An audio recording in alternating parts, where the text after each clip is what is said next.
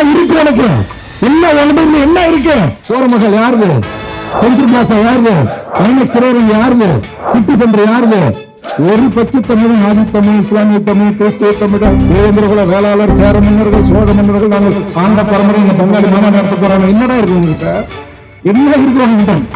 சாதி கோரிமை இருக்கு. இப்ப சின்ன தப்பா பசங்க சாதி கயிறை கட்டு விட்டுறீங்க. இப்ப முஸ்லீம், இவன் கிறிஸ்துவ, அவனை வெட்டு, அவனை குத்து, அவனுக்கு பாங்குவாத விடாத, அந்த சர்ச்சை இடி. இப்படிதான் நீங்க பசங்க புரிஞ்சுக்கிட்டு இருக்கிறான் ஸ்கூல்ல. இல்லைன்னா 3வது படிக்கிற பையன் வகுப்புல கத்தி எடுப்பானே, இதே பக்கத்துல இருக்கிற ஒரு ஆங்கில கான்வென்ட்ல டீச்சரை கத்தால குத்துவானே, 5வது பையனை கத்தால வெட்டுவானே, 10 மகள்ல காலிச்ச குற்றத்துக்காக கொண்டு தூக்கி போடுவானே. இந்த அநியாய அக்கிரமத்தில் மூழ்கி கிடக்கிற என் தமிழ் சமூகத்தை நான் தட்டி எழுப்ப வேண்டும் என்று சொன்னால், தமிழ் சமூகத்தின் வாழ் உரிமை கொஞ்சம் கொஞ்சமாக நம் கையில் இருந்து பறித்துக் கொண்டிருக்கிறார்கள். சொந்த நேரத்தில் நாம் அகதியாக மாறிக்கொண்டிருக்கிறோம்.